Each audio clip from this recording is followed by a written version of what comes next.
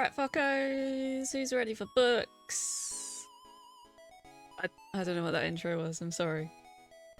I'm quite tired today. I sort of don't feel up to this, but I'm gonna try. Welcome on in, everyone. I just want to say thanks for all the follows whilst I was offline. I got a fair few. I think some of them might have been from a shout out from Antlerbeast, who is doing something similar tomorrow, I believe. If we could get a shout out for Antlerbeast. Also doing a reading stream.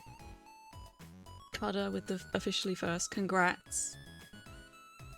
Well, there was a good comment. Hold on. There was lots of good comments, but there was Hereford. Is Llama Burton going to be showing up? That is fantastic. Thank you. So this is what I'm tentatively titling Reading Rainbow, which is more of an American pun than it is a US pun, but I couldn't think of anything to do with Jack and Ori. Is there anything there? There's not, is there? There's not. So I've got my Kindle ready to go. I'm not gonna like fuck about for too long because I want to just get into it. So this is sort of intended to be just put on kind of in the background whilst you're doing other stuff, so you don't really need to interact and stuff. Reading and reading, yes. I'm gonna be sort of checking in with chat at the end of each chapter rather than back and forth, so it's not gonna be interactive, I'll say that much. So I'll thank any follows and etceteras at the end of each chapter. If any mods need me whilst I'm reading and I haven't got your attention, just do one of the alerts. You know how to do the alerts. I think we're just gonna get into it. I'm sort of weirdly nervous. I don't think I've done like reading out since. Yeah, thank you. I don't think I've done like proper reading out stuff since school, and I never liked it at school. This is sort of half of this is just to sort of prove to myself that I can do it, and also to desensitize myself to the sound of my own voice, which I don't like, but people insist is quite nice, so. Right. Let me take you over to the reading nook.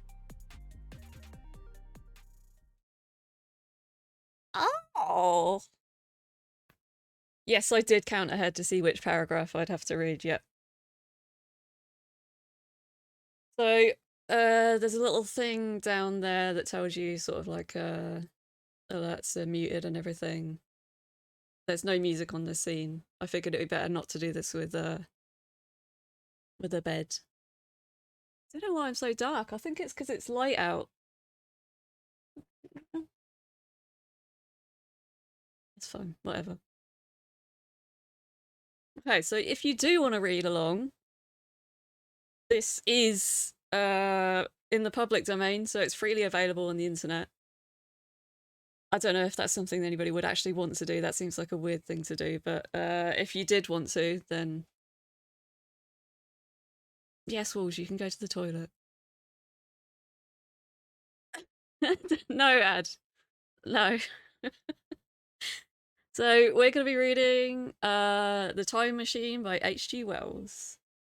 Let me get myself comfy. Talk amongst yourselves. Yeah, all the alerts are muted here. Adjust my mic. I might actually move this down a little bit so I can slouch. That'll do. Right, I procrastinated enough. You lot behave, okay? Thanks for the bits, Cutter. I'll get to this at the end of the next chapter. Shit! Okay.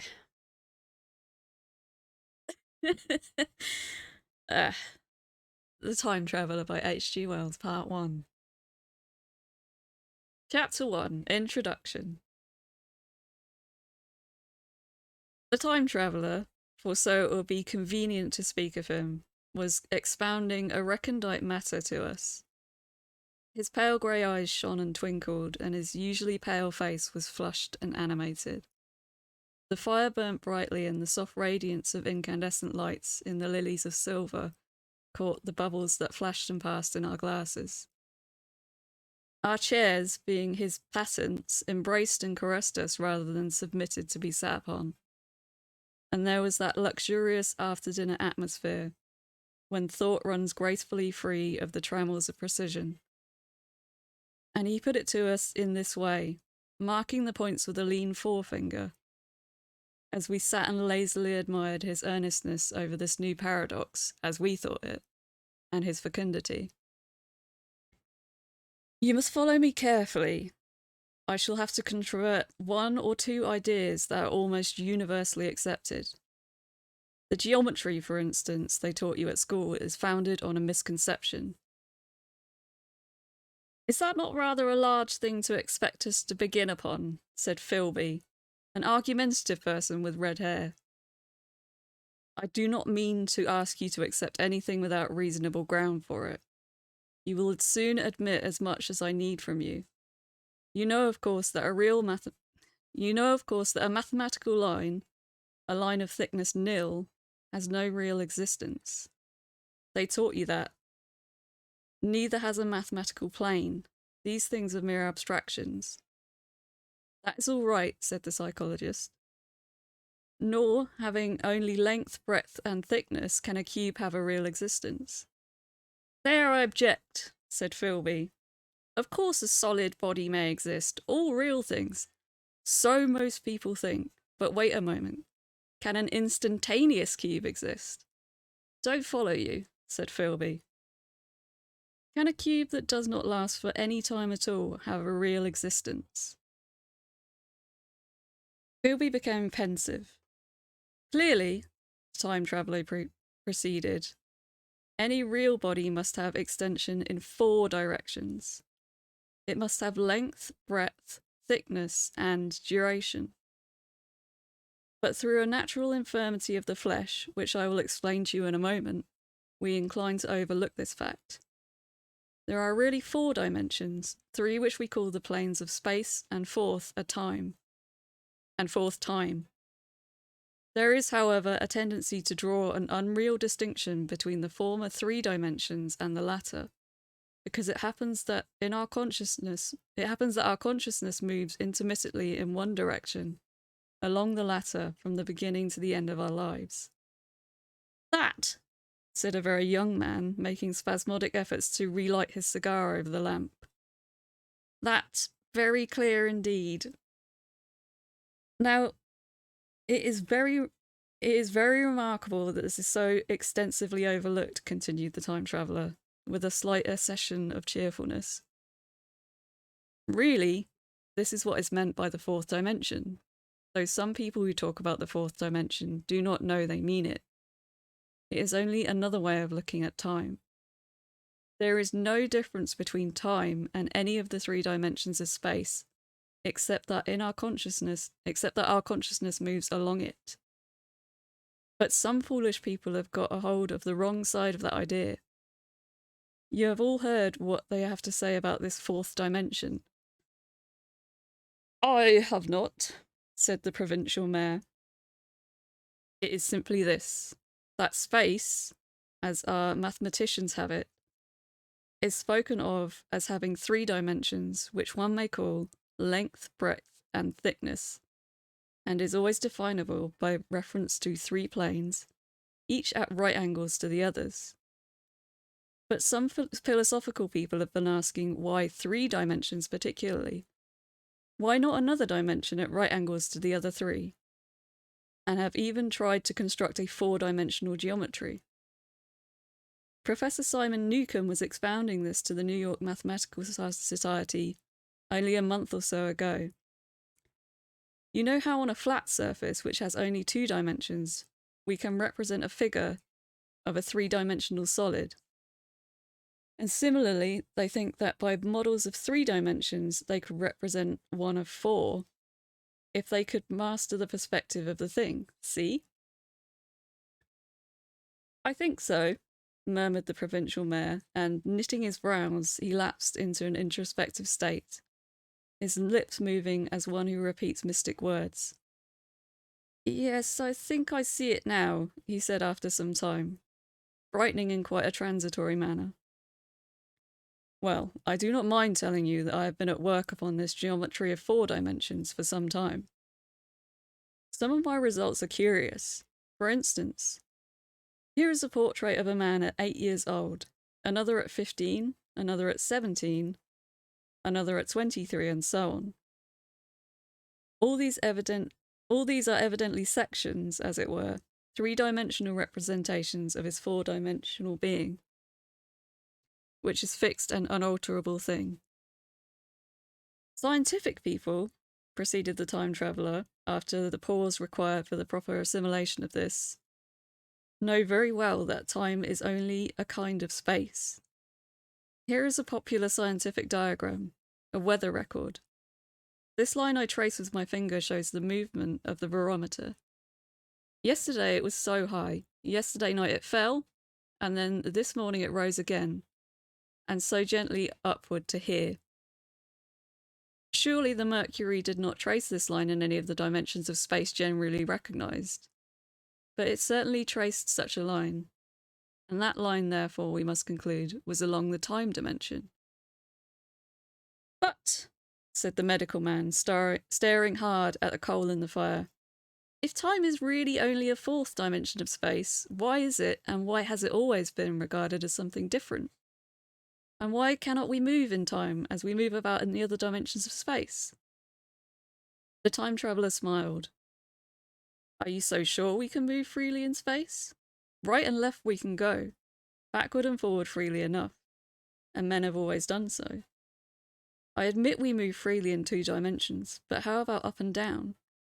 Gravitation limits us there. Not exactly, said the medical man. There are balloons.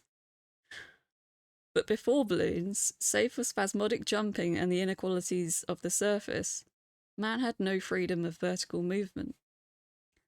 They could still move a little up and down, said the medical man. Easier, far easier down than up. And you cannot move at all in time. You cannot get away from the present moment. My dear sir, that is just where you are wrong. That is just where the whole world has gone wrong. We are always getting away from the present moment. Our mental existences, which are immaterial and have no dimensions, are passing along the time dimension with a uniform velocity from the cradle to the grave. Just as we should travel down if we began our existence 50 miles above the Earth's surface. But the great difficulty is this, interrupted the psychologist. You can move about in all directions of space, but you cannot move about in time. That is the germ of my great discovery. But you are wrong to say that we cannot move about in time. For instance, if I am recalling an incident very vividly, I go back to the instance of its occurrence. I become absent-minded, as you say. I jump back for a moment.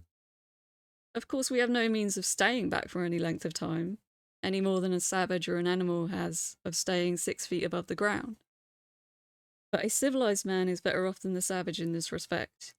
He can go up against gravitation in a balloon, and why should he not hope that ultimately he may be able to stop or accelerate his drift along the time dimension, or even turn about and travel the other way? All this, began Philby, is all... Why not? Said the time traveller. It's against reason, said Philby. What reason? Said the time traveller. You can show black is white by argument, said Philby, but you will never convince me. Possibly not, said the time traveller, but now you begin to see the object of my investigations into the geometry of the 4 dimensions. Long ago, I had a vague inkling of a machine. To travel through time! Exclaimed the very young man. That shall travel indifferently in any direction of space and time, as the driver determines. Philby contented himself with laughter. But I have experimental verification, said the time traveller.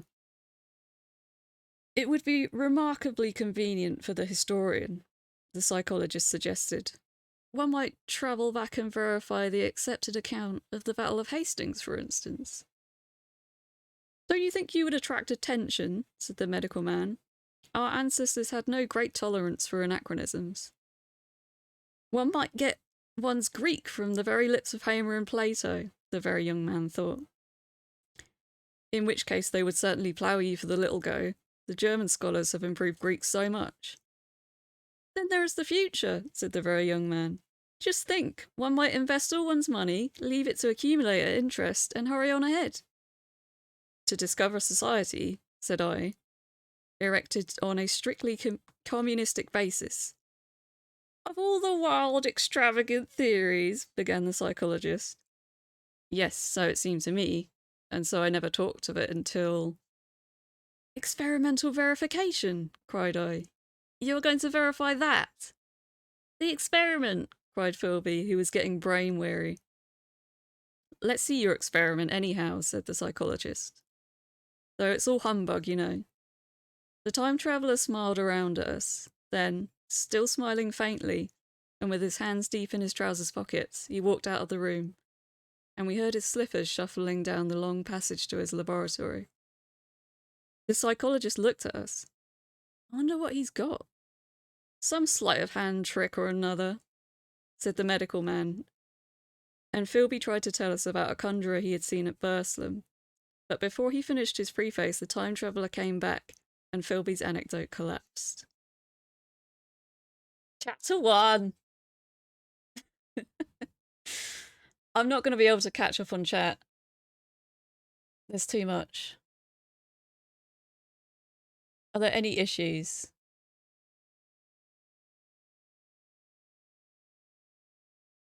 Brain weary. Brain weary is me.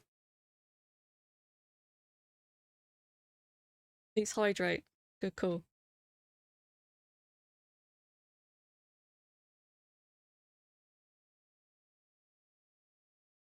There's some fucking big words in this book, isn't there?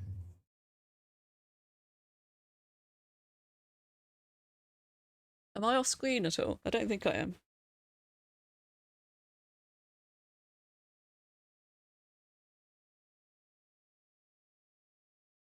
Right. Should we get back into chapter 2? And yeah, sorry about the character voices. I just can't. I just can't. Right. Chapter 2.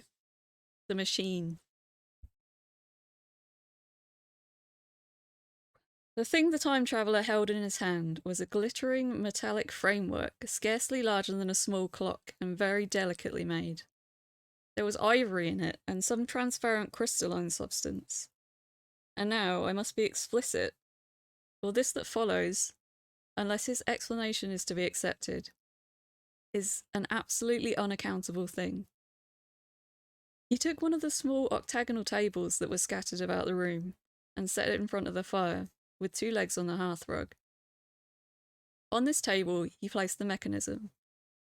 Then he drew up a chair and sat down. The only other object on the table was a small shaded lamp, the bright light of which fell upon the model. There were also perhaps a dozen candles about, 2 in brass candlesticks upon the mantel and several in sconces, so that the room was brilliantly illuminated. I sat in a low armchair nearest the fire, and drew this forward so as to be almost between the time traveller and the fireplace. Philby sat behind him, looking over his shoulder. The medical man and the provincial mayor watched him in profile from the right, the psychologist to the left. The very young man stood behind the psychologist. We were all on the alert. It appears incredible to me that any kind of trick, however subtly conceived and however adroitly done? Adroitly? I don't know that word. Could have been played upon us under these conditions. The time traveller looked at us and then the mechanism.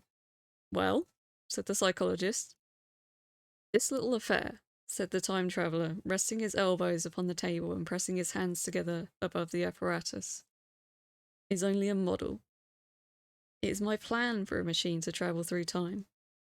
You will notice that it looks singularly askew, and that there is an odd twinkling appearance about this bar, as though it was in some way unreal. He pointed to the part with his finger. Also, here is one little white lever, and here is another. The medical man got up out of his chair and peered into the thing. It's beautifully made, he said. Took 2 years to make, retorted the time traveller. Then, when we had all imitated the action of the medical man, he said, "Now, I want you to clearly understand that this lever, being pressed over, sends the machine gliding into the future, and this other reverses the motion. This saddle represents the seat of the time traveller. Presently, I am going to press the lever, and the machine will go. It will vanish, pass into future time, and disappear. Have a good look at the thing. Look at the table too, and satisfy yourselves that there is no trickery. I don't want to waste this model, and then be told I'm a quack." There was a minute's pause, perhaps. The psychologist seemed about to speak to me, but changed his mind. Then the time traveller put forth his finger towards the lever. "No," he said suddenly. "Lend me your hand." And, turning to the psychologist, he took that individual's hand in his own, and told him to put out his forefinger. So it was with the psychologist himself who sent forth the model time machine on its interminable voyage. We all saw the lever turn. I am absolutely certain there was no trickery. There was a breath of wind, and the lamp flame jumped. One of the candles on the mantel was blown out, and the little machine suddenly swung round, became indistinct, was seen as a ghost for a second perhaps, as an eddy of faintly glittering brass and ivory, and it was gone, vanished. Save for the lamp, the table was bare. Everyone was silent for a minute. Then Philby said he was damned. The psychologist recovered from his stupor and suddenly looked under the table. At that, the time traveller laughed cheerfully. "Well," he said, with a reminiscence of the psychologist. Then, getting up, he went to the tobacco jar on the mantel, and with his back to us, began to fill his pipe. We stared at each other. "Look here," said the medical man. "Are you in earnest about this? Do you seriously believe that that machine has travelled into time?" "Certainly," said the time traveller, stooping to light a spill at the fire. Then he turned, lighting his pipe, to look at the psychologist's face. The psychologist, to show he was not unhinged, helped himself to a cigar and tried to light it uncut. "What is more, I have a big machine nearly finished in there." He indicated the laboratory. "And when that is put together, I mean to have a journey on my own account." "You mean to say that the machine has travelled into the future?" said Philby. "Into the future or the past. I don't for certain know which." After an interval, the psychologist had an inspiration. "It must have gone into the past if it's gone anywhere," he said. "Why?" said the time traveller. "Because I presume it has not moved in space, and if it travelled into the future, it would still be here all this time, since it must have travelled through this time." "But," said I, "if it travelled into the past, it would have been visible when we first came into this room, and last Thursday when we were here, and the Thursday before that, and so forth." "Serious objections," remarked the provincial mayor, with an air of impartiality, turning towards the time traveller.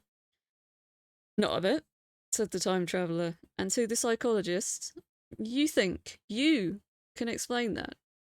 It's presentation below the threshold, you know, diluted presentation." "Of course," said the psychologist, and reassured us. "That's the simple point of psychology.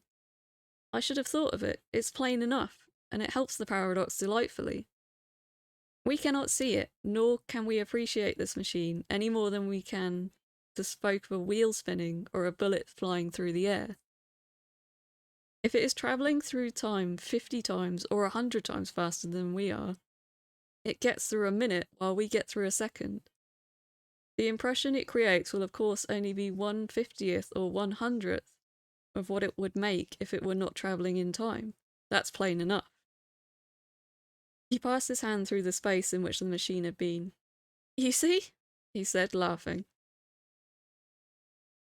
We sat and stared at the vacant table for a minute or so, and then the time traveller asked us what we thought of it all. It sounds plausible enough tonight, said the medical man. But wait until tomorrow. Wait for the common sense of the morning. Would you like to see the time machine itself? Asked the time traveller. And therewith, taking the lamp in his hand, he led the way down the long, draughty corridor to this laboratory. I remember vividly the flickering light, his queer, broad head in silhouette, the dance of the shadows, and we all followed him, puzzled but incredulous. And how there in the laboratory we beheld a larger edition of the little mechanism which we had seen vanish from before our eyes. Parts were of nickel, parts of ivory, parts had certainly been filed or sawn out of rock crystal. The thing was generally complete, but the twisted crystalline bars lay unfinished upon the bench beside some sheets of drawings, and I took one up for a better look at it. Quartz, it seemed to be. Look here, said the medical man. Are you perfectly serious, or is this a trick like that ghost you showed us last Christmas? Upon that machine, said the time traveller, holding the lamp aloft. I intend to explore time. Is that plain? I was never more serious in my life. None of us quite knew how to take it. I caught Philby's eye over the shoulder of the medical man, and he winked at me solemnly.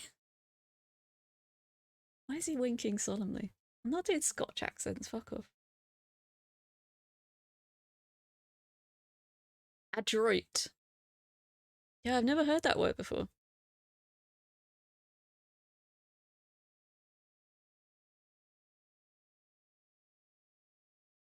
I'm just taking a brief break. Is the medical man Dr. Wood? Possibly. It's okay. I'm finding it okay. I need to turn up the brightness on my Kindle though. That's a bit better.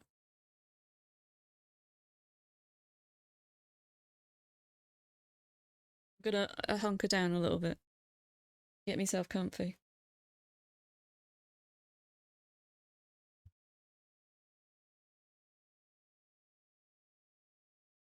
Right. Chapter 3. The Time Traveller Returns.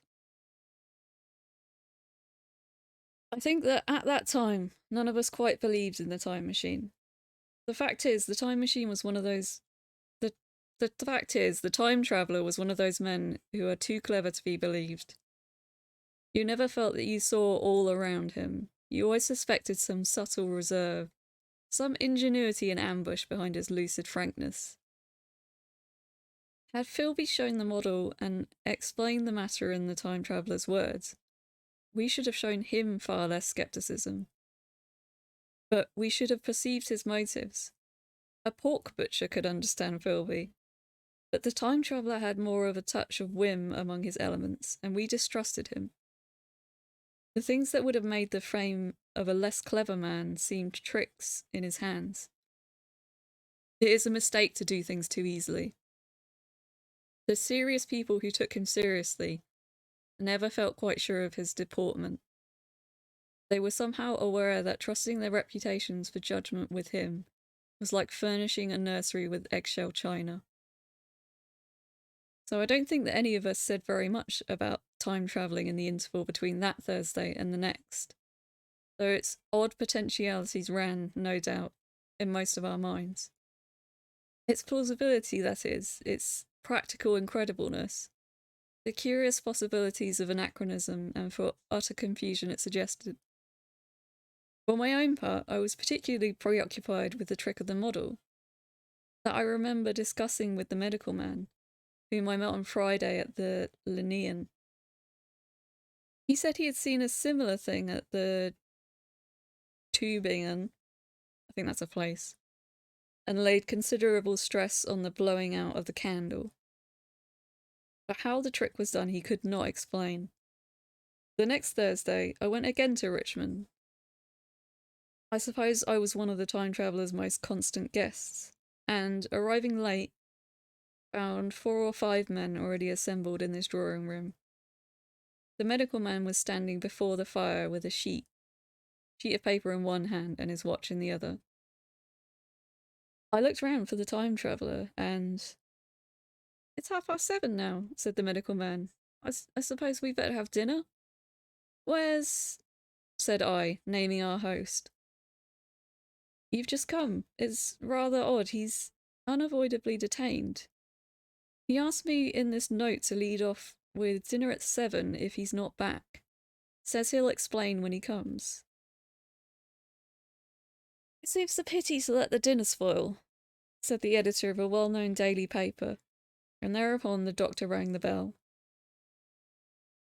The psychologist was the only person besides the doctor and myself who had attended the previous dinner. The other men were Blank, the editor, aforementioned, a certain journalist, and another, a quiet, shy man with a beard, whom I didn't know, and who, as far as my observation went, never opened his mouth all the evening. There was some speculation at the dinner table about the time traveller's absence, and I suggested time travelling in a half-jocular spirit. The editor wanted that explained to him, and the psychologist volunteered a wooden account of the ingenious paradox and trick we had witnessed that day week. He was in the midst of his exposition when the door from the corridor opened slowly and without noise. I was facing the door and I saw it first. "Hello," I said, "at last." And the door opened wider and the time traveller stood before us.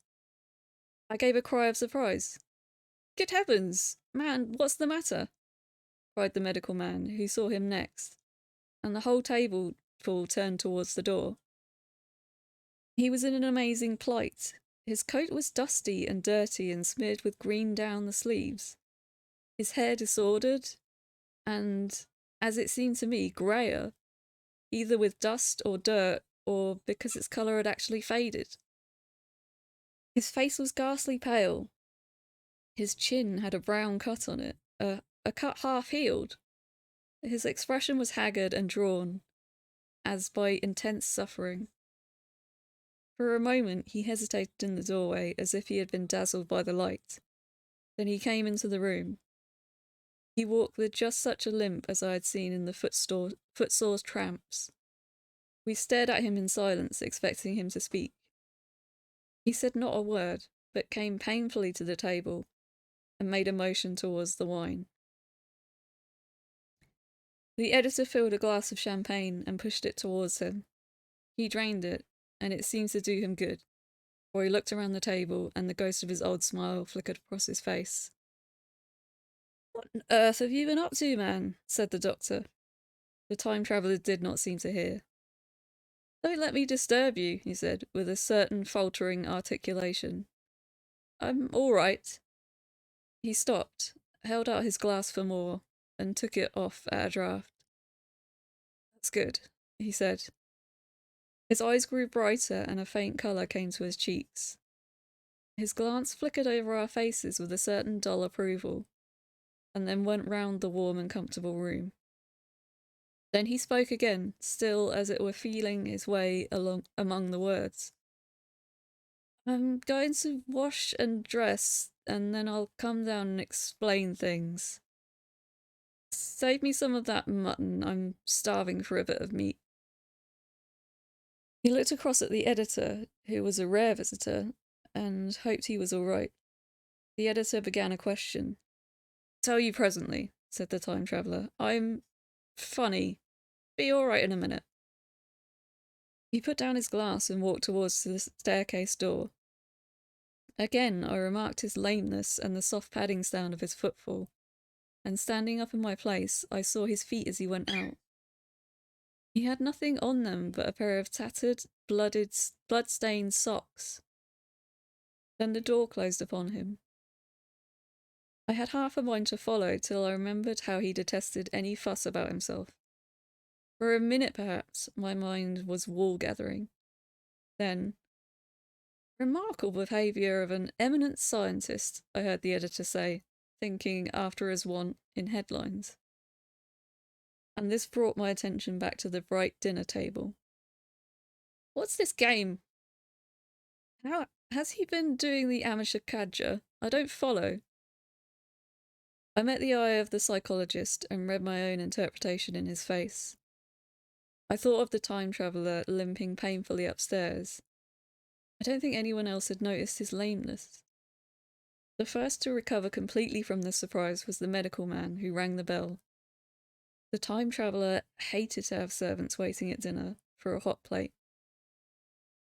At that, the editor turned his knife and fork with a grunt, and the silent man followed suit. The dinner was resumed. Conversation was exclamatory for a little while, with gaps of wonderment, and then the editor got fervent in his curiosity. Does our friend eke out his modest income with a crossing, or has he his Nebuchadnezzar phases? He inquired. I feel assured it's this business of the time machine, I said, and took up the psychologist's account of our previous meeting. The new guests were frankly incredulous. The editor raised objections. What was this time travelling? A man couldn't cover himself with dust by rolling in a paradox, could he? And then, as the idea came home to him, he resorted to caricature. Hadn't they any clothes brushes in the future? The journalist, too, would not believe it at any price, and joined the editor in the easy work of heaping ridicule on the whole thing. They were both a new kind of journalist, very joyous, irreverent young men. Our special correspondent in the day after tomorrow reports, the journalist was saying, or rather shouting, when the time traveller came back. He was dressed in ordinary evening clothes, and nothing save his haggard look remained of the change that had startled me. I say, said the editor hilariously, these chaps here say you have been travelling into the middle of next week. Tell us all about little Rosebrew, will you? What will you take for the lot? The time traveller came to the place reserved for him without a word. He smiled quietly in his old way. Where's my mutton? He said. What a treat it is to stick a fork into meat again. Story! Cried the editor. Story be damned, said the time traveller. I want something to eat. I won't say a word until I get some peptone into my arteries. Thanks. And the salt. One word, said I. Have you been time travelling? Yes, said the time traveller, his mouth full, nodding his head. I'd give a shilling a line for a verbatim note, said the editor. The time traveller pushed his glass towards the silent man and rang it with his fingernail, at which the silent man, who had been staring at his face, started convulsively and poured him wine. The rest of the dinner was uncomfortable. For my own part, sudden questions kept on rising from my lips, and I dare say it was the same with the others. The journalist tried to relieve the tension by telling anecdotes of Hetty Porter. The time traveller devoted his attention to his dinner and displayed the appetite of a tramp. The medical man smoked a cigarette and watched the time traveller through his eyelashes. The silent man seemed even more clumsy than usual and drank champagne with a regularity and determination out of sheer nervousness. At last, the time traveller pushed his plate away and looked round at us. I suppose I must apologise, he said. I was simply starving. I've had the most amazing time. He reached out his hand for a cigar and cut the end. But come into the smoking room. It's too long a story to tell over greasy plates. And, ringing the bell in passing, he led the way into the adjoining room. You have told Blank and Dash and Chose about the machine, he said to me, leaning back in his easy chair and naming the 3 new guests. But the thing's a mere paradox, said the editor. I can't argue tonight. I don't mind telling you the story, but I can't argue. I will, he went on, tell you the story of what has happened to me if you like, but you must refrain from interruptions. I want to tell it. badly. Most of it will sound like lying. So be it. It's true, every word of it all the same.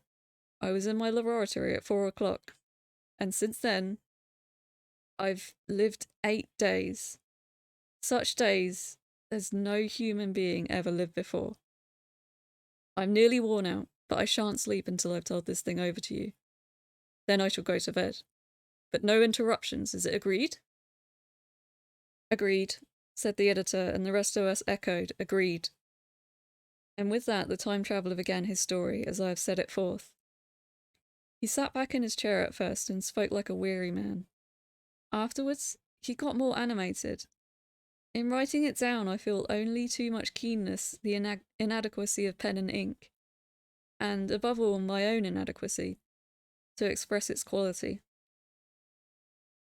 You read, I will suppose, attentively enough, but you cannot see the speaker's white, sincere face in the bright circle of the little lamp, nor hear the intonation of his voice. You cannot know how his expression followed the turns of his story. Most of us hearers were in shadow, for the candles in the smoking room had not been lighted, and only the face of the journalist and the legs of the silent man from the knees downward were illuminated. At first, we glanced now and again at each other. After a time, we ceased to do that and looked only at the time traveller's face. Oh! I'll tell you what, it's doing my eyes in a little bit.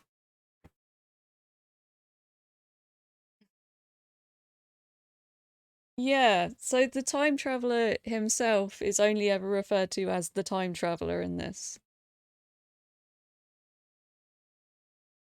I could go up a font. I think I might just put my glasses on there. I don't normally wear glasses that much.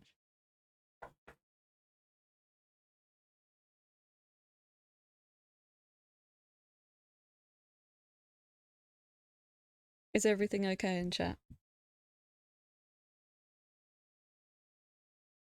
B, thank you very much for the sub. Fack, I'm late. Yes, you are.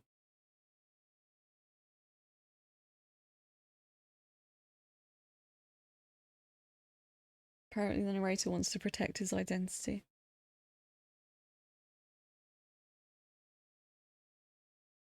That makes sense. What's the time? 4. Okay. Big squash! Right.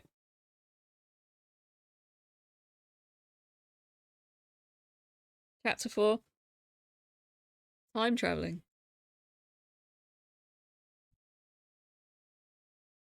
I told some of you last Thursday of the principles of the time machine, and showed you the exact thing itself, incomplete in the workshop. There it is now, a little travel-worn, truly, and one of the ivory bars is cracked, and a brass rail bent, but the rest of it's sound enough. I expected to finish it on Friday, but on Friday, when the putting together was nearly done, I found that one of the nickel bars was exactly 1 inch too short, and this I had to get remade, so the thing was not complete until this morning. It was at 10 o'clock today that the first of all time machines began its career. I gave it a last tap, tried all the screws again, and put one more drop of oil on the quartz rod, and sat myself in the saddle. I suppose a suicide who holds a pistol to his skull feels much the same wonder at what will come next as I felt then. I took the starting lever in one hand and the stopping one in the other, pressed the first and almost immediately the second. I seemed to reel. I felt a nightmare sensation of falling, and, looking round, I saw the laboratory exactly as before. Had anything happened? For a moment I suspected that my intellect had tricked me. Then I noted the clock. A moment before, as it seemed, it had stood at a minute or so past 10. Now it was nearly 3:30. I drew a breath, set my teeth, and gripped the starting lever with both hands, and went off with a thud. The laboratory got hazy and went dark. Mrs. Watchett came in and walked, apparently without seeing me, towards the garden door. I suppose it took her a minute or so to traverse the place, but to me, she seemed to shoot across the room like a rocket. I pressed the lever over to its extreme position. The night came, like the turning out of a lamp, and in another moment came tomorrow. The laboratory grew faint and hazy, and then fainter and ever fainter. Tomorrow night came black, then day again, night again, day again, faster and faster still. An eddying murmur filled my ears, and a strange, dumb confusedness descended on my mind.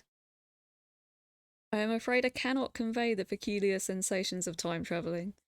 They are excessively unpleasant. There is a feeling exactly like that one has upon a switchback, of a helpless headlong motion. I felt the same horrible anticipation, too, of an imminent smash. As I put on pace, night followed day like the flapping of a black wing. The dim suggestion of the laboratory seemed presently to fall away from me, and I saw the sun hopping swiftly across the sky, leaping it every minute and every minute marking a day. I suppose the laboratory had been destroyed and I had come into the open air. I had a dim impression of scaffolding, but I was already going too fast to be conscious of any moving things. The slowest snail that had ever crawled dashed by too fast for me. The twinkling succession of darkness and light was excessively painful to the eye. Then, in the intermittent darkness, I saw the moon spinning swiftly through her quarters from new to full, and had a faint glimpse of the circling stars. Presently, as I went on, still gaining velocity, the palpitation of night and day merged into one continuous greyness. The sky took on a wonderful deepness of blue, a splendid luminous colour like that of early twilight. The jerking sun became a streak of fire, a brilliant arc in space. The moon, a fainter fluctuating band, and I could see nothing of the stars, save now and then a brighter circle flickering in the blue. The landscape was misty and vague. I was still on the hillside upon which this house now stands, and the shoulder rose above me grey and dim. I saw trees growing and changing like puffs of vapour, now brown, now green. They grew, spread, shivered, and passed away. I saw huge buildings rise up faint and fair and pass like dreams. The whole surface of the earth seemed changed, melting and flowing under my eyes.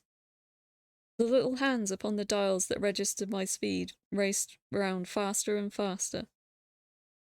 Presently I noted that the sun belt swayed up and down from solstice to solstice, in a minute or less, and that consequently my pace was over a year a minute. And minute by minute, the white snow flashed across the world and vanished, and was followed by the brief green of spring. The unpleasant sensations of the start were less poignant now. They merged at last into a kind of hysterical exhilaration. I remarked, indeed, a clumsy swaying of the machine, for which I was unable to account. But my mind was too confused to attend to it, so with a kind of madness growing upon me, I flung myself into futurity. At first I scarce thought of stopping, scarce thought of anything but these new sensations. But presently a fresh series of impressions grew up in my mind, a certain curiosity and therewith a certain dread, until at last they took complete possession of me. What strange developments of humanity! What wonderful advances upon our rudimentary civilization, I thought, might not appear when I came back to look nearly into the dim elusive world that raced and fluctuated before my eyes. I saw great and splendid architecture rising about me, more massive than any buildings of our own time, and yet, as it seemed, built of glimmer and mist. I saw a richer green flow up on the hillside, and remain there without any wintry intermission.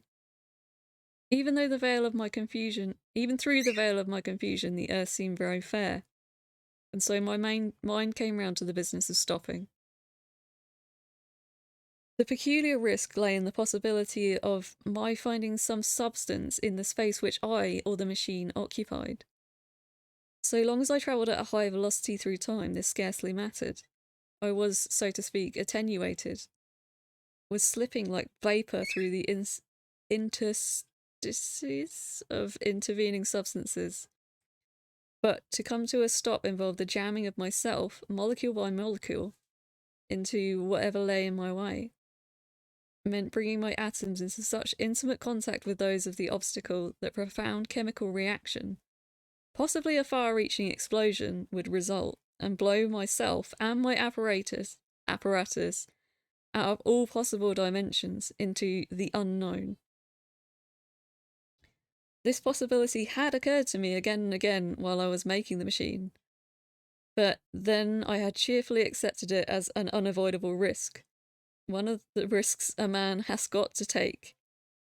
Now the risk was inevitable. I no longer saw it in the same cheerful light. The fact is that, insensibly, the absolute strangeness of everything, the sickly jarring and swaying of the machine above all, the feeling of prolonged falling, and had absolutely upset my nerves. I told myself that I could never stop. And with a gust of petulance I resolved to stop forthwith. Like an impatient fool I lugged over the lever, and incontinently the thing went reeling over, and I was flung headlong through the air. There was the sound of a clap of thunder in my ears. I may have been stunned for a moment. A pitiless hail was hissing around me, and I was sitting on a soft turf in front of the overset machine. Everything still seemed grey, but presently I remarked that the confusion in my ears was gone. I looked around me. I was on what seemed to be a little lawn in a garden, surrounded by rhododendron bushes, and I noticed that the mauve and purple blossoms were dropping in a shower on the beating of the hailstones. The rebounding, dancing hail hung in a little cloud over the machine, and drove along the ground like smoke. In a moment I was wet to the skin. "Fine hospitality," said I, to a man who has travelled innumerable years to see you. Presently I thought what a fool I was to get wet. I stood up and looked around me. A colossal figure carved apparently in some white stone loomed indistinctly between the rhododendrons through the hazy downpour, but all else of the world was invisible. My sensations would be hard to describe. As the columns of hail grew thinner, I saw the white figure more distinctly. It was very large, for a silver birch tree touched its shoulder. It was a mix of white marble in the shape of something like a winged sphinx, but the wings, instead of being carried vertically at the sides, were spread so that it seemed to hover.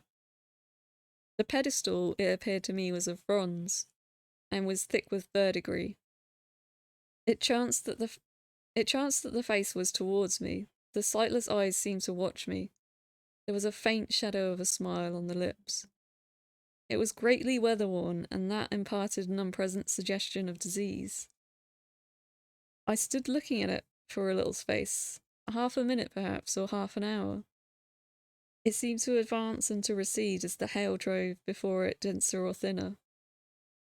At last I tore my eyes from it for a moment, and saw that the hail curtain had worn threadbare, and that the sky was lingering with the promise of the sun. I looked up again at the crouching white shape, and the full temerity of my voyage came suddenly upon me.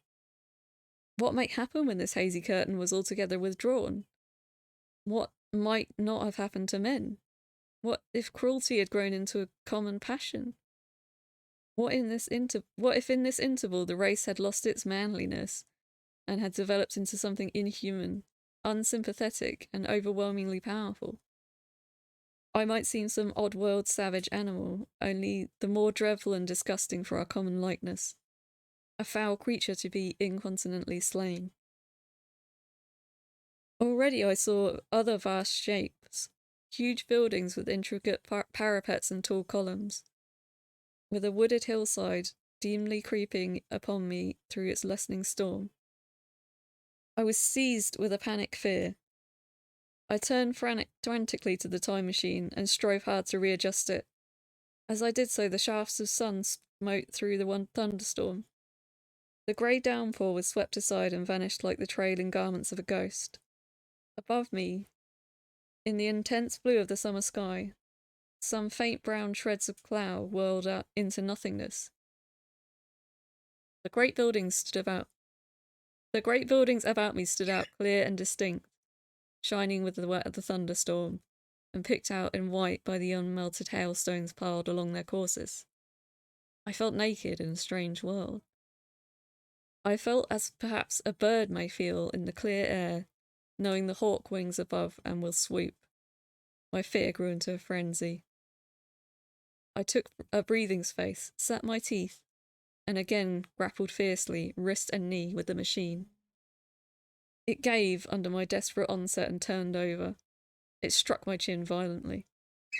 One hand on the saddle, the other on the lever, I stood panting heavily, in attitude to mount again. But with this recovery of a prompt retreat, my courage recovered.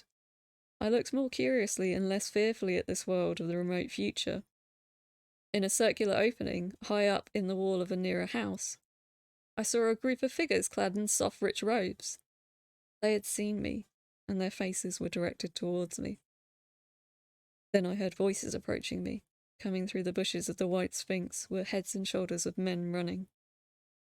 One of these emerged in a pathway leading straight to the little lawn upon which I stood with my machine. He was a slight creature, perhaps 4 feet high, clad in a purple tunic girdled at the waist with a leather belt. Sandals or buskins, I could not clearly distinguish which, were on his feet. His legs were bare to the knees, and his head was bare. Noticing that, I noticed for the first time how warm the air was. He struck me as being a very beautiful and graceful creature, but indescribably frail. His flushed face reminded me of the more beautiful kind of consumptive, that hectic beauty of which we used to hear so much. At the sight of him, I suddenly regained confidence. I took my hands from the machine.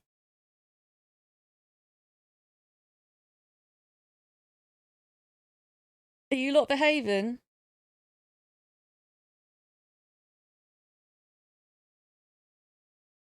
Who's getting told off? What's going on? Making my nose run. I think this is more than I've spoke out loud for a long time. John, what have you been doing? Thanks, Farmer. You're my favourite student.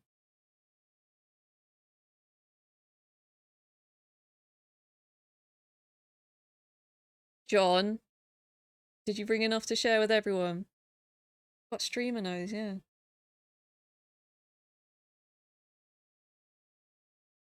Farmer was talking about my nose.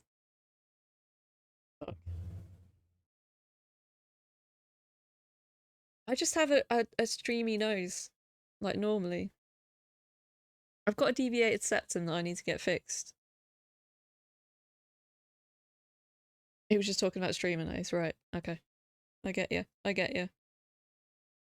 I might take like a 1 minute break, just to piss. I'll be back in a little while. 1 second.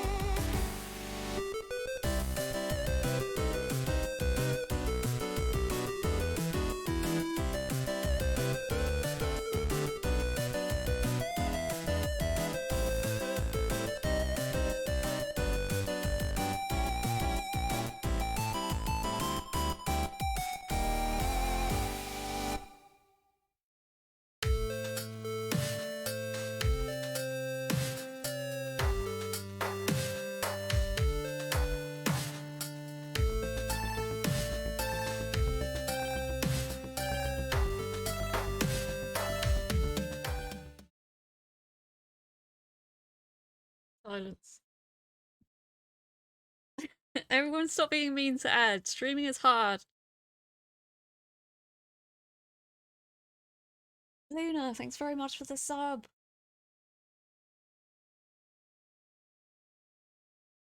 I don't know how much longer I'll go. Probably do a couple more chapters.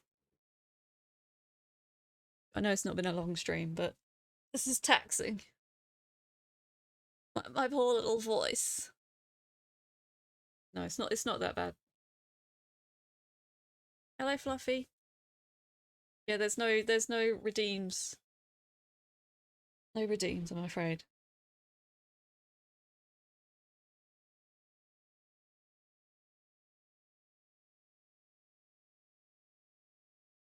Right, we're on chapter 5. You not missed loads, Fluffy. Reading biddies. Thank you, Sparkle.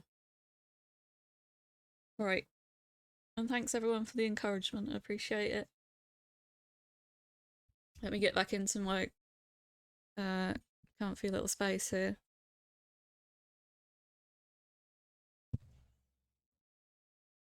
Right. Chapter 5. In the Golden Age. In another moment we were standing face to face. I and this fragile thing out of futurity. He came straight up to me and laughed into my eyes.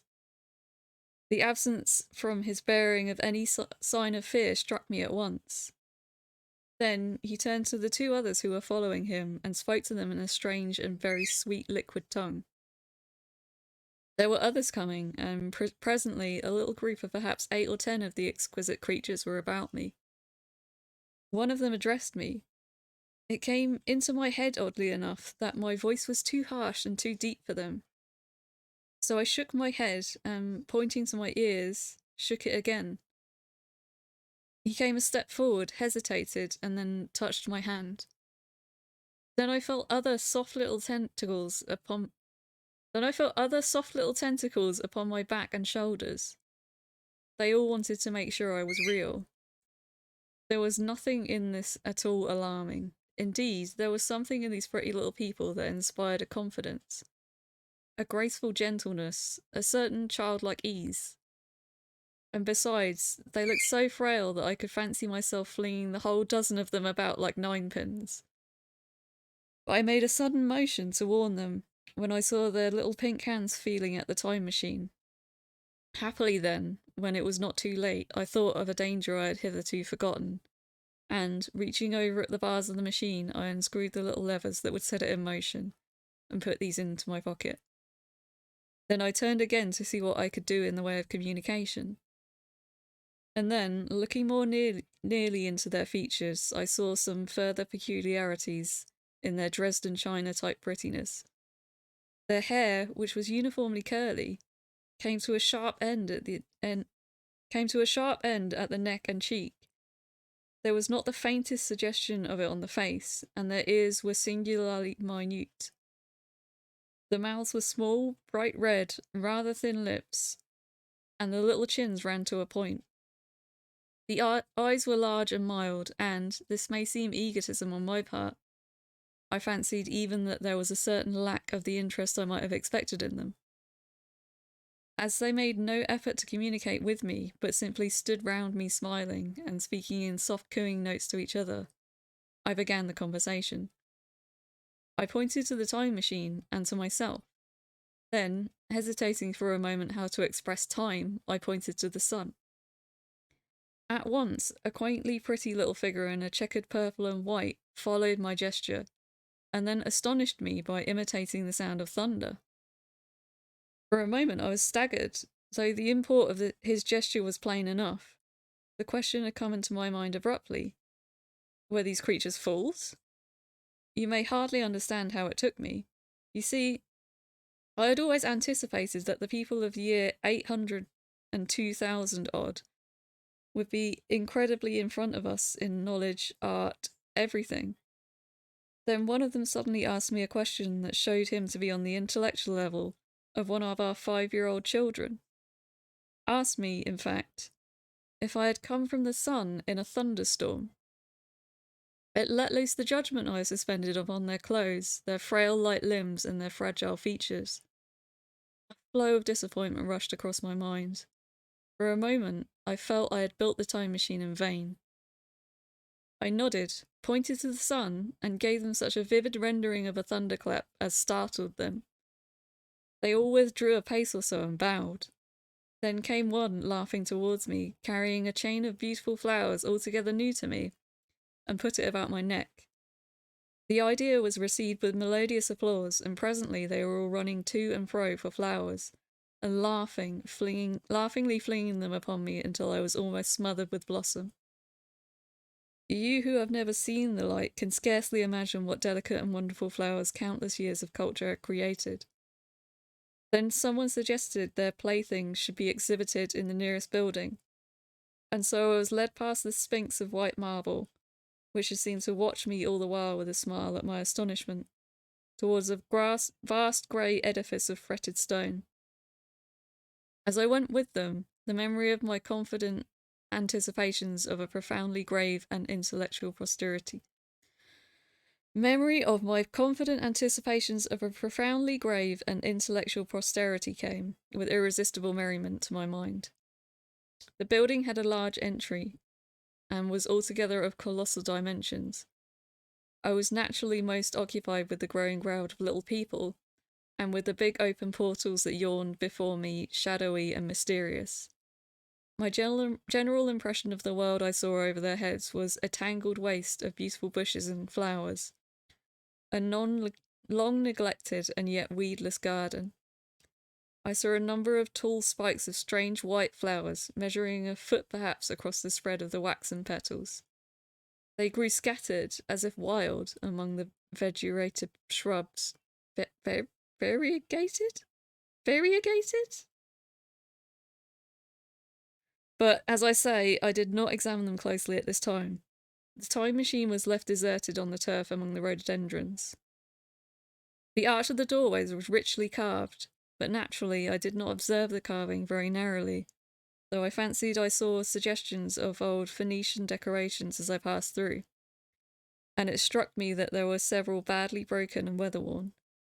Several more brightly clad people met me in the doorway, and so we entered, I, dressed in dingy 19th century garments, looking grotesque enough, garlanded with flowers, and surrounded by an eddying mass of bright, soft-coloured robes and shining white limbs, in a melodious whirl of laughter and laughing speech.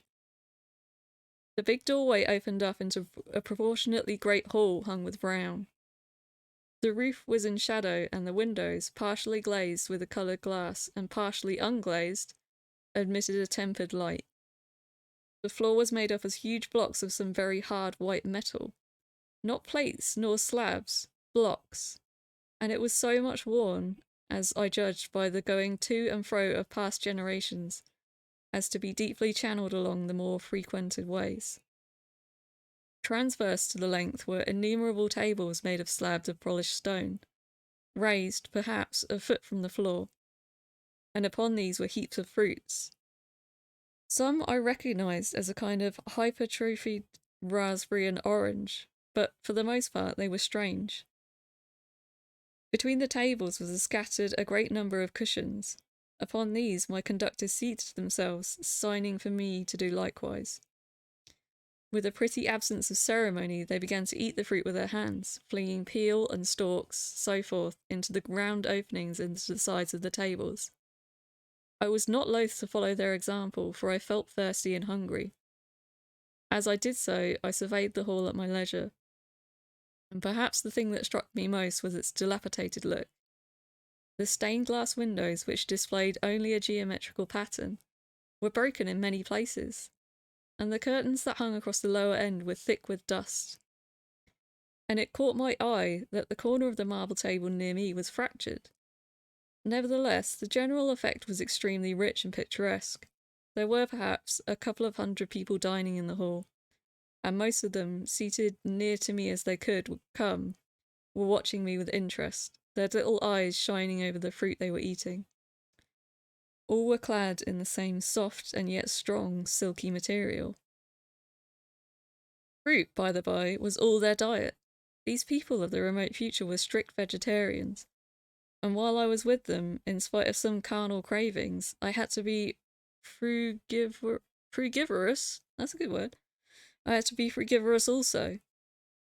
Indeed, I found afterwards that the horses, cattle, sheep, dogs had followed with the ichthyosaurus into extinction. But the fruits were very delightful. One in particular that seemed to be in season all the time I was there, a flowery thing in a three-sided husk, was especially good, and I made it my staple. At first I was puzzled by all these strange fruits and by the strange flowers I saw, but later I began to perceive their import. However, I am telling you of my fruit dinner in the distant future now. So, as soon as my appetite was a little checked, I determined to make a resolute attempt to learn the speech of these new men of mine. Clearly, that was the next thing to do. The fruit seemed a convenient thing to begin upon, and holding one of these up, I began a series of interrogative sounds and gestures. I had some considerable difficulty in conveying my meaning. At first, my efforts met with a stare of surprise or extinguishable laughter, but presently, a fair-haired little creature seemed to grasp my intention and repeated a name. They had to chatter and explain the business at great length to each other, and my first attempts to make exquisite little sounds of their language caused an immense amount of genuine, if uncivil, amusement. However, I felt like a schoolmaster amongst children and persisted, and presently I had a score of noun substances. Substantives.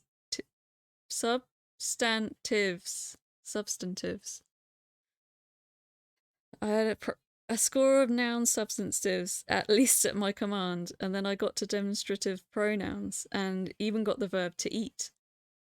It was slow work, and the little people soon tired and wanted to get away from my interrogations, so I determined, rather of necessity, to let them give their lessons in little doses when they felt inclined. And very little doses I found they were for before long, and for I never met people more indolent or more easily fatigued. These little people. Hello! Slate, thanks for the raid. Sorry I missed you. If you're still here, welcome on in. We're reading The Time Machine, as you may have noticed. Let me just go back up chat, see what I missed.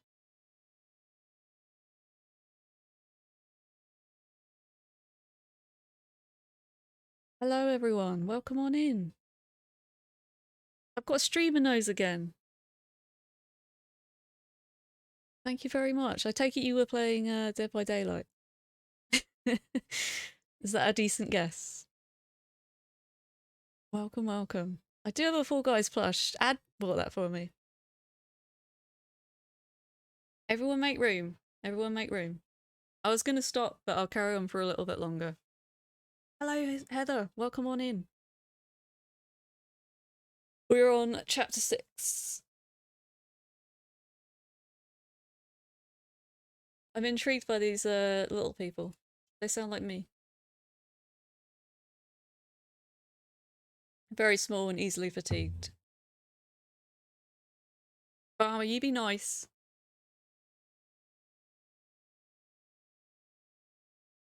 Excuse me while I tend to my streamer nose.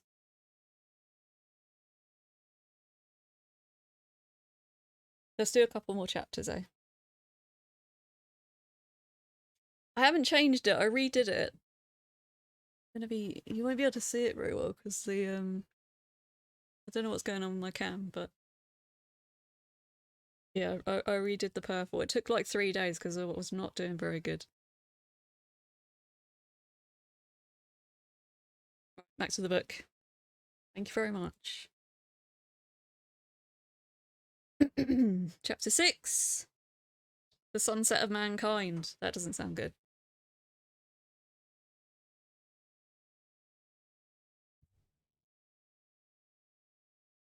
A queer thing I soon discovered about my little hosts, and that was their lack of interest. They would come to me with eager cries of astonishment, like children, but, like children, they would soon stop examining me and wander away after some other toy. The dinner and my conversational beginnings ended, I noted for the first time that there were almost all those who surrounded me at first were gone. It is odd, too, how speedily I came to disregard these little people. I went out through the portal into the sunlit world again as soon as my hunger was satisfied. I was continually meeting more of these men of the future who would follow me a little distance, chatter and laugh about me, and, having smiled and gesticulated in a friendly way, leave me again to my own devices. The calm of the evening was upon the world as I emerged from the great hall, and the scene was lit by the warm glow of the setting sun. At first, things were very confusing. Everything was so entirely different from the world I had known, even the flowers. The big building I had left was situated on the slope of a broad river valley, but the Thames had shifted perhaps a mile from its present position. I resolved to mount the summit of a crest, perhaps a mile and a half away, from which I could get a wider view of this, our planet, in the year 802,701 AD. For that, I should explain, was the date the little dials of my machine recorded. As I walked, I was watching for every impression that could possibly help to explain the condition of the ruinous splendour in which I found the world, for ruinous it was. A little way up the hill, for instance, was a great heap of granite, bound together by masses of aluminum. Aluminum? I just said aluminum, fuck. Masses of aluminium, a vast labyrinth of precipitous walls and crumpled heaps, amidst which were thick heaps of very beautiful pagoda-like plants. Nettles, possibly, but wonderfully tinted with brown about the leaves and incapable of stinging. It was evidently the derelict remains of some vast structure, to what end built I could not determine. It was here that I was destined at a later date to have a very strange experience. The first intimation of a still stranger discovery, but of that I will speak in its proper place. Looking round with a sudden thought from a terrace on which I rested for a while, I realised that there were no small houses to be seen. Apparently the single house, and possibly even the household, had vanished.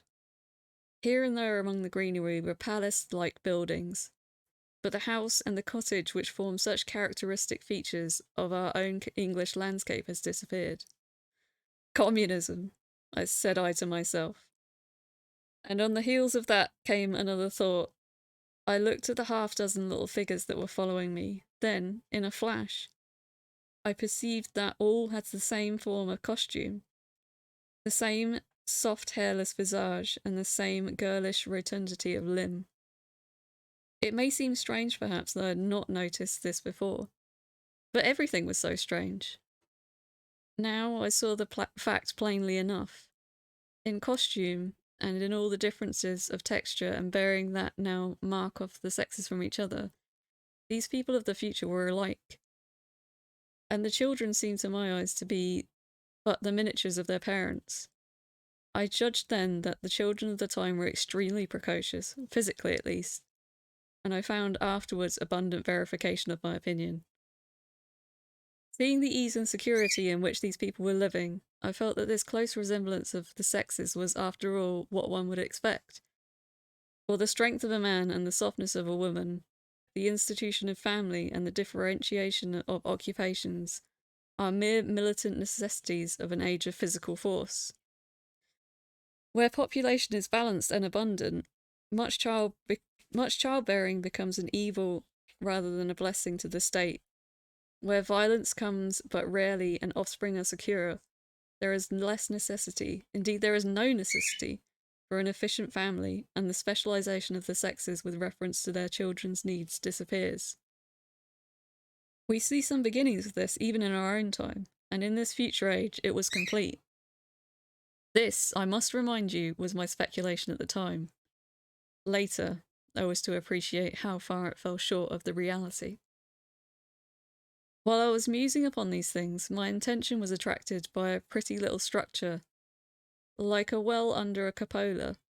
Cupola? I thought in a transitory way of the oddness of the wells still existing, and then resumed the thread of my speculations. There were no large buildings towards the top of the hill, and as my walking powers were evidently miraculous, I was presently left alone for the first time. With a strange sense of freedom and adventure, I pushed on up to the crest. There, I found a seat of some yellow metal that I did not recognize, corroded in places with a kind of pinkish rust and half smothered in a soft moss, the armrests cast and filed into the resemblance of griffins' heads. I sat down on it, and I surveyed the broad view of our world, our old world, under the sunset of that long day. It was as sweet and fair a view as I had ever seen. The sun had already gone below the horizon, and the west was flaming gold, touched with some horizontal bars of purple and crimson. Below was the valley of the Thames, in which the river lay like a band of burnished steel. I've already spoken of the great palaces dotted about among the... I'm going to have to work out what this word is. Variegated greenery, some in ruins and some still occupied. Here and there rose a white or silvery figure in the waste garden of the earth. Here and there came the sharp vertical line of some cupola or obelisk. There were no hedges, no signs of proprietary rights, no evidences of agriculture. The whole earth had become a garden.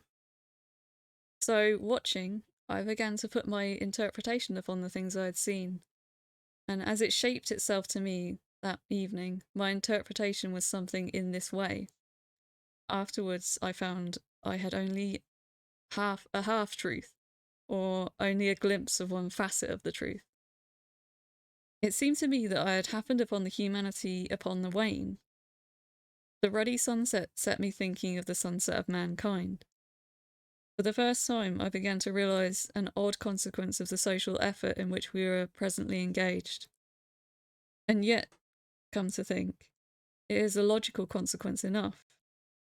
Strength is the outcome of need. Security sets a premium on feebleness. The work of ameliorating the conditions of life, the true civilizing process that makes life more and more secure, had gone steadily on to a climax. One triumph of a united humanity over nature had followed another. Things that are now mere dreams had become projects deliberately put in hand and carried forward, and the harvest was what I saw. After all, the sanitation and the agriculture of today are still in the rudimentary stage. The science of our time has attacked but a little department of the field of human disease, but, even so, it spreads its operations very steadily and persistently. Our agriculture and horticulture destroy a weed just here and there, and cultivate perhaps a score or so of wholesome plants, leaving the greater number to fight out a balance as they can. We improve our favourite plants and animals, and how few they are, gradually by selective breeding. And now a new and better peach, now a seedless grape, now a sweeter and larger flower, now a now a more convenient brand of cattle. We improve them gradually because our ideals are vague and tentative, and our knowledge is very limited, because nature, too, is shy and slow in our clumsy hands. Some day this will all be organised and still better. That is the drift of the current in spite of the eddies. The whole world will be intelligent, educated, and cooperating. Things will move faster and faster towards the subjugation of nature. In the end, wisely and carefully we shall readjust the balance of animal and vegetable life to suit our human needs. This adjustment, I say, must have been done, and done well, done indeed for all time in the space of time across which my machine had leapt. The air was free from gnats, the earth from weeds or fungi. Everywhere were fruits and sweet and delightful flowers. Brilliant butterflies flew hither and thither. The ideal of preventative medicine was attained. Diseases had been stamped out. I saw no evidence of any contagious diseases during all my stay, and I shall have to tell you later that even the process of putrefaction and decay had been profoundly affected by these changes. Social triumphs, too, had been affected. I saw mankind housed in splendid shelters, gloriously clothed, and as yet I had found them engaged in no toil. There were no signs of struggle, neither social nor economical struggle. The shop, the advertisement, traffic, all that commerce which constitutes the body of our world was gone. It was natural on that golden evening that I should jump at the idea of a social paradise. The difficulty of increasing population had been met, I guessed, and population had ceased to increase. But with this change in condition comes inevitably adaptations to the change. What, unless biological science is a mass of errors, is the cause of human intelligence and vigour? Hardship and freedom, conditions under which the active, strong, and subtle survive and the weaker go to the wall. Conditions that put a premium upon the loyal alliance of capable men, upon self-restraint, patience, and decision. And the institution of family and the emotions that rise therein, the fierce jealousy, the tenderness for offspring, parental self-devotion, all found their justification and support in the imminent dangers of the young. Now, where are all these imminent dangers? There is a sentiment arising, and it will grow, against connubial jealousy, against fierce maternity, against passion of all sorts. Unnecessary things now, and things that make us uncomfortable, savage survivals, discords in a refined and pleasant life. I've thought of the physical slightness of the people, their lack of intelligence in those big abundant ruins.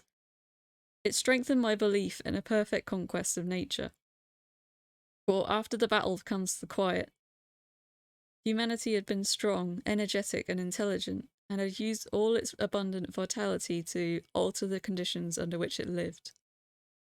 And now came the reaction of the altered conditions. Under the new conditions of perfect comfort and security, that restless energy, that with us is strength, would become weakness. Even in our own time, certain tendencies and desires, once necessary to survival, are a constant source of failure. Physical courage and the love of the battle, for instance, are no longer great help, may even be hindrances to a civilized man. And in this state of physical balance and security, power, intellectual as well as physical, would be out of place. For countless years I judged there had been no danger of war or solitary violence, no danger from wild beasts, no wasting disease to require strength of constitution, no need of toil. For such a life, what we should call the weak are as well equipped as the strong, and indeed no longer weak. Better equipped indeed they are, for the strong would be fretted by an energy for which there was no outlet. No doubt the exquisite beauty of the buildings I saw was the outcome of the last surgings of the now purposeless energy of mankind, before it settled down into a perfect harmony with the conditions under which it lived, the flourish of that triumph which began the last great peace. This has ever been the fate of energy and security. It takes to art and to eroticism, and then come languor and decay. Even this artistic impetus would at last die away, had almost died in the time I saw. To adorn themselves with flowers, to dance, to sing in the sunlight, so much was left of the artistic spirit, and no more. Even that would fade in the end to a contented inactivity. We are kept keen on the grindstone of pain and necessity, and it seemed to me that here was that hateful grindstone broken at last. As I stood there in the gathering dark, I thought that in this simple explanation I had mastered the problem of the world, mastered the whole secret of these delicious people. Possibly the checks they had devised for this increase in population had succeeded too well, and their numbers had rather diminished than kept stationary. That would amount for the abandoned ruins. Very simple was my explanation, and plausible enough, as most wrong theories are. Oh!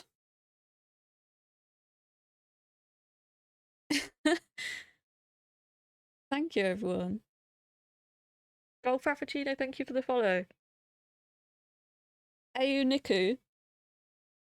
This is insane in a good way. I'm on Aurora Beach in New Zealand with all my buddies piss drunk laying around me, and you're reading us an awesome story from all the way across the globe. Just insane. Thank you. I'll catch a Cthulhu for you. Thank you very much. That's very sweet. This is good so far. I'm really enjoying it. I hope it's good for you too. Let's do one more chapter because my voice is starting to give out a little bit. How far through are we? We're about a third of the way through. It's not a long book at all, which is why I picked it to start with.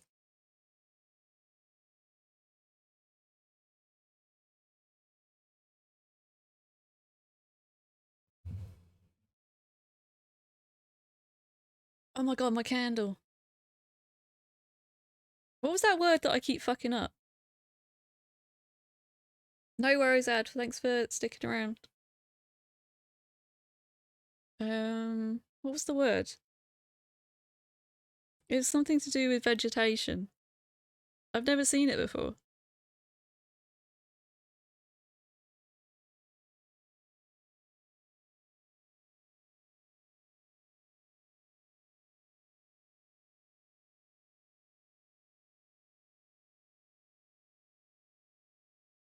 I'll have to figure it out after.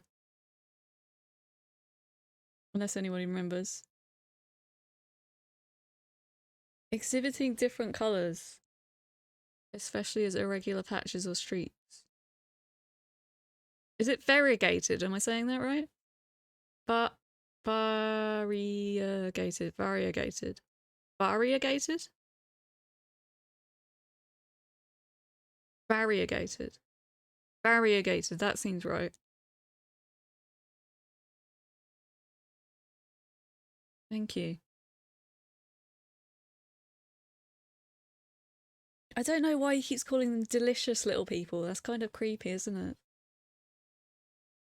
Variegated. Variegated?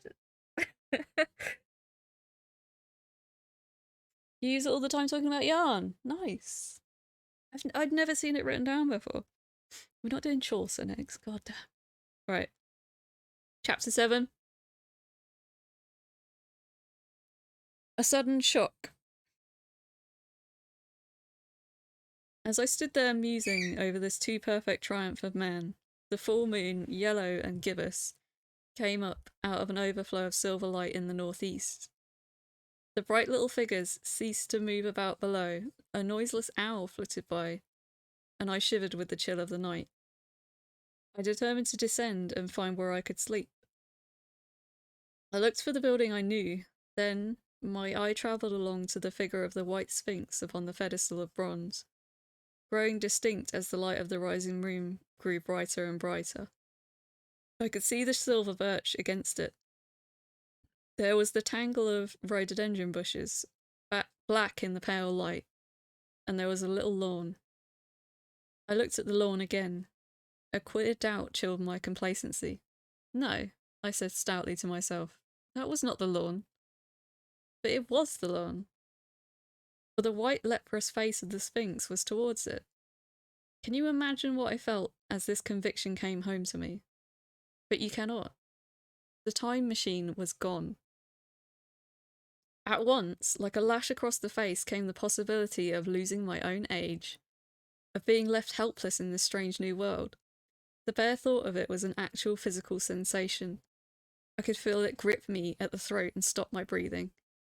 In another moment, I was in a passion of fear and running with the great leaping strides down the slope. Once, I fell headlong and cut my face. I lost no time in staunching the blood, but I jumped up and ran on, with a warm trickle down my cheek and chin. All the time I ran, I was saying to myself, they've moved it a little, pushed it under the bushes and out of the way. Nevertheless, I ran with all my might. All the time, with the certainty that sometimes comes with the excessive dread, I knew that such assurance was folly. Knew instinctively that the machine was removed out of my reach. My breath came with pain. I suppose I covered the whole lawn. I suppose I covered the whole distance from the hill crest to the little lawn. 2 miles, perhaps, in 10 minutes. And I am not a young man. I cursed aloud as I ran, at my confident folly in leaving the machine, wasting good breath thereby. I cried aloud, and no one answered. Not a creature seemed to be stirring in that moonlit world. When I reached the lawn, my worst fears were realised. Not a trace of the thing was to be seen. I felt faint and cold when I faced the empty space among the black tangle of bushes. I ran round it furiously, as if the thing might be hidden in a corner, and then stopped abruptly with my hands clutching my hair. Above me towered the Sphinx, upon the bronze pedestal, white, shining, leprous, in the light of the rising moon. It seemed to smile in mockery of my dismay. I might have consoled myself by imagining the little people had put the mechanism in some shelter for me, had I not felt assured of their physical and intellectual inadequacy. That is what dismayed me, the sense of some hitherto unsuspected power, though through whose intervention my invention had vanished. Yet, for one thing I felt assured. Unless some other age had produced its exact duplicate, the machine could not have moved in time. The attachment of the leathers, I will show you the method later, prevented anyone from tampering with it in that way when they were removed. It had moved and was hid, but only in space. But then, where could it be? I think I must have had a kind of frenzy. I remember running violently in and out among the moonlit bushes all around the Sphinx, and startling some white animal that, in the dim light, I took for a small deer. I remember, too, late that night, beating the bushes with my clenched fist until my knuckles were gashed and bleeding from the broken twigs. Then, sobbing and raving in my anguish of mind, I went down to the great building of stone. The big hall was dark, silent, and deserted. I slipped on the uneven floor and fell over one of the malachite tables, almost breaking my shin. I lit a match and went on past the dusty curtains of which I have told you. There I found the second great hall covered with cushions, upon which, perhaps, a score or so of the little people were sleeping. I have no doubt they found my second appearance strange enough, coming suddenly out of the quiet darkness with inarticulate noises and the splutter and fare of a match. But they had forgotten about matches. "Where's my time machine?" I began, bawling like an angry child, laying my hands upon them and shaking them up together. It must have been very queer to them. Some laughed, most of them looked sorely frightened. When I saw them standing round me, it came into my head that I was doing as foolish a thing as it was possible for me to do under the circumstances, in trying to revive the sensation of fear. For, reasoning from their daylight behaviour, I thought that fear must be forgotten. Abruptly, I dashed down the match and, knocking one of the people over in my course, went blundering across the big dining hall again, out under the moonlight. I heard cries of terror and their little feet running and stumbling this way and that. I do not remember all I did as the moon crept up in the sky. I suppose it was the unexpected nature of my loss that maddened me. I felt hopelessly cut off from my own kind, a strange animal in an unknown world. I must have raved to and fro, screaming and crying upon God and fate. I have a memory of horrible fatigue as the long night of despair wore away, of looking in this impossible place and that, of groping among moonlit ruins and touching strange creatures in the black of shadows. At last, of lying on the ground near the Sphinx and weeping with absolute wretchedness, even anger at the folly of leaving the machine having leaked away with my strength. I had nothing left but misery. Then I slept, and when I woke again, it was full day, and a couple of sparrows were hopping round me on the turf within reach of my arm. I sat up in the freshness of the morning trying to remember how I had got there, and why I had such a profound sense of desertion and despair. Then things came clear in my mind. With the plain, reasonable daylight, I could look my circumstances fairly in the face. I saw the wild folly of my frenzy overnight, and I could reason with myself. Suppose the worst, I said. Suppose the machine altogether lost, perhaps destroyed? It behooves me to be calm and patient, to learn the way of the people and to get a clear idea of the method of my loss, and the means of getting materials and tools, so that, in the end perhaps, I may make another. That would be my only hope. A poor hope, perhaps, but better than despair. And after all, it was a beautiful and curious world. But probably the machine had only been taken away. Still, I must be calm and patient, find its hiding place, and recover it by force or cunning. And with that, I scrambled to my feet and looked about me, wondering where I could bathe. I felt weary, stiff, and travel-soiled. The freshness of the morning made me desire an equal freshness. I had exhausted my emotion. Indeed, as I went about my business, I found myself wondering at my intense excitement overnight. I made a careful examination of the ground about the lawn. I wasted some time in futile questionings conveyed, as well as I was able, to such as the little people as came by. They all failed to understand my gestures. Some were simply stolid, some thought it was a jest and laughed at me. I had the hardest task in the world to keep my hands off their pretty laughing faces. It was a foolish impulse, but the devil-begotten fear and blind anger was ill-curved and still eager to take advantage of my perplexity. The turf gave me better counsel. I found a groove ripped in it, about midway between the pedestal of the Sphinx and the marks of my feet where, on arrival, I had struggled with the overturned machine. There were other signs of removal about, with narrow, queer footprints like those I could imagine made by a sloth. This directed my closer attention to the pedestal. It was, as I think I have said, of bronze. It was not a mere block, but highly decorated with deep-framed panels on either side. I went and rapped at these. The pedestal was hollow. Examining the panels with care, I found them discontinuous within the frames. There were no handles or keyholes, but possibly the panels, if they were doors, as I supposed, opened from within. One thing was clear enough to my mind. It took no very great mental effort to infer that my time machine was inside that pedestal. But how it got there was a different problem. I saw the heads of two orange-clad people coming through the bushes and under some blossom-covered apple trees towards me. I turned smiling to them and beckoned them to me. They came, and then pointing to the bronze pedestal, I tried to intimate my wish to open it. But at my first gesture towards this, they behaved very oddly. I don't know how to convey their expression to you. Suppose you were to use a grossly improper gesture to a delicate-minded woman. It is how she would look.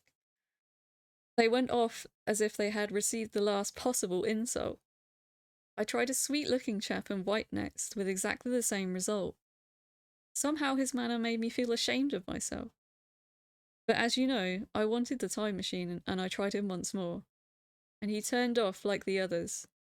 As he turned off like the others, my temper got the better of me. In 3 strides I was after him, had him by the loose part of his robe around the neck, and began dragging him towards the Sphinx. Then I saw the horror and repugnance of his face, and all of a sudden I let him go. But I was not beaten yet. I banged my fist at the bronze panels. I thought I heard something stir inside. To be explicit, I thought I had heard a sound like a chuckle, but I must have been mistaken. Then I got a big pebble from the river and came and hammered till I had flattened a coil in the decorations, and the verdigris came off in powdery flakes. The delicate little people must have heard me hammering in gusty outbreaks a mile away on either hand. But nothing came of it. I saw a crowd of them on the slopes looking furtively at me. At last, hot and tired, I sat down to watch the place. But I was too restless to watch long. I am too occidental for a long vigil. I could work at a problem for 20 years, but to wait inactive for 24 hours, that is another matter. I got up after a time, and began walking aimlessly through the bushes towards the hill again. Patience, I said to myself. If you want your machine again, you must leave that Sphinx alone. If they mean to take your machine away, it's little good you're wrecking their bronze panels. And if they don't, you will get it back as soon as you can ask for it. To sit among all those unknown things before a puzzle like that is hopeless. That way lies monomania. Face this world. Learn its ways. Watch it. Be careful of too hasty guesses at its meaning. In the end, you will find clues to it all. Then suddenly, the humour of the situation came to mind. The thought of the years I had spent in study and toil to get to the future age, and now my passion of anxiety to get out of it. I had made myself the most complicated and the most hopeless trap that man had ever devised. Although it was at my own expense, I could not help myself. I laughed aloud.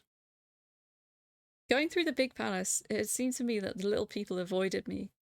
It may have been my fancy, or it may have been something to do with my hammering at the gates of bronze. Yet I felt tolerably sure of avoidance. I was careful, however, to show no concern and to abstain from any pursuit of them, and in the course of a day or two things got back to the old footing. I made what progress I could in the language, and in addition I pushed my explorations here and there. Either I missed some subtle point, or the language was excessively simple, almost exclusively composed of concrete substantives and verbs. There seemed to have been a few, if any, abstract terms or use of figurative language. Their sentences were usually simple and of 2 words, and I failed to convey or understand any but the simplest propositions. I determined to put the thought of my time machine and the mystery of the bronze doors under the Sphinx, as much as possible in a corner of memory, until my growing knowledge would lead me back to them in a natural way. Yet a certain feeling, you may understand, tethered me in a circle of a few miles round the point of my arrival. And then we've got chapter 8. This is gone. I've closed it. It's closed. Thank you for the follow, Auniku. I hope I'm saying that right. Let me know if I'm saying it wrong. Go back to the face cam. Oh. Yeah, I can already feel myself getting a bit croaky. How long was I going for? About 2 hours. I don't think I was reading for an entire 2 hours, maybe an hour and a half. That was quite fun though. The Time Machine's one of those books that I know I started reading a long time ago, and I don't think I got very far with it. So it's good. It's good for, and it's a good excuse for me to read it through. You know.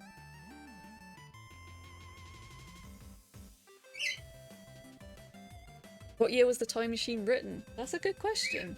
I wonder if it says. I don't know offhand.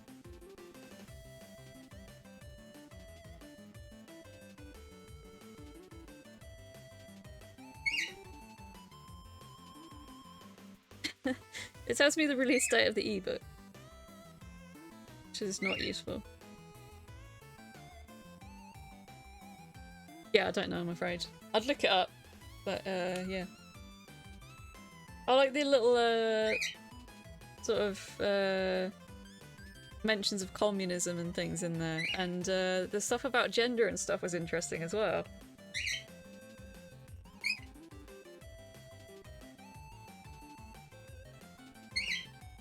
Strangely,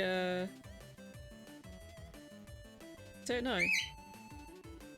I've lost all ability to think. Yeah, there's a lot of stuff about tramps as well. There's a lot of it is going to be quite problematic. It was written a while ago. Hopefully we don't get into anything too bad. I know we'd face that kind of problem if we went into why can't I think of his name? Cthulhu.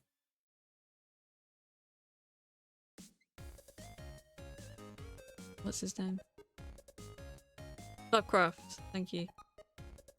We'd definitely get into some racism there. I had a quick look before we started this to make sure that it wasn't too problematic. I think there are some issues around race themes with this, which we'll get to in later chapters, but it's not downright, you know, horrible. It's just people in olden times saying the things that olden times people said, you know? Anyway, I need to stop talking because you can probably hear it in my voice. I'm going a bit croaky. Let me see who's about to raid. Thank you for everybody who stuck around. I hope you enjoyed it. I don't know when we're going to get back to this. Probably not tomorrow because I need to give myself a rest. Beebcam's not there. I mean, Beeb's not there. Beebcam is there. He's in his cage currently. 1 second.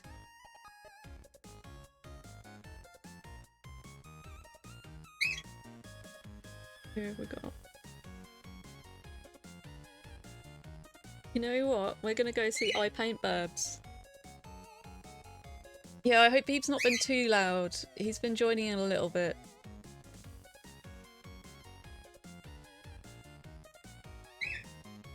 I Paint Burbs is a wonderful channel to have on in the background, so I think this is a good segue. They paint burbs. They're an amazing artist, and they've also got a live feed of feeder in their garden. Sometimes they have a feed of some hummingbirds, which is really nice as well. And they're just a really chill person. So go and say hi to them. Redeem some random birds if you got any points. Maybe we'll see their dog as well, because their dog's really cute. Okay. Thank you everybody. Thank you everybody much. Thanks everybody for being in. We'll come back to this maybe later on in the week. I don't know. You know how it is with me. I don't know what's going on. My body does stuff when it wants to. Okay. Bye everyone.